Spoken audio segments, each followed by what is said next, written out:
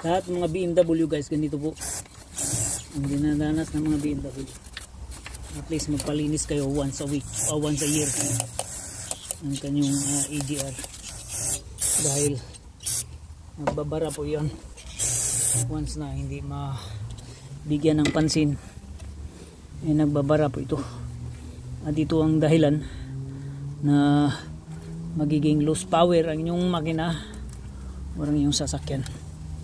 So yan, advisable po malinisan yung kanyang EGR.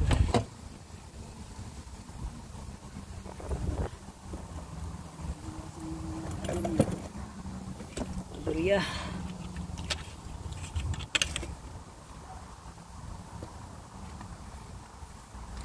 So dito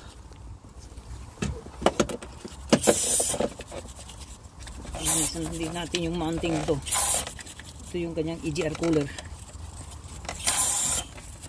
Linisan na natin yung mounting, dahil pagka hindi po ito malinis ay isa po itong kaya po dahilan po na maglilik yung kanyang mounting bracket, kasi hindi naka-police close, kasi nga mayroong carbon na nakadisturbo, no, ang kanyang entrada.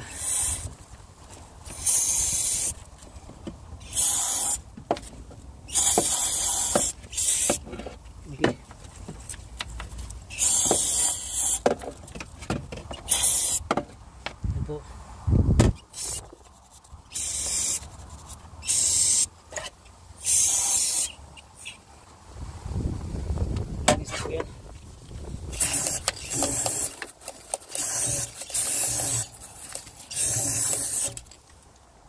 Yan.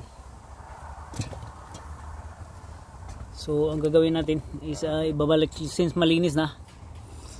Pagka gusto nyong general cleaning talaga, is kailangan tatanggalin tong intake manifold, hiwalay at saka linisan, and then that's different story, kasi that's another like kind of, kasi talagang advisable po na linisan din ang kanyang intake manifold, dahil nga sa barado na po ito, no, yan, may mga carbon na dyan sa loob din, build up, makikita nyo dyan. So advisable po talaga na linisan, at for now ang order is yung EGR mo lang muna. So that's it, and then we put it back on. Okay.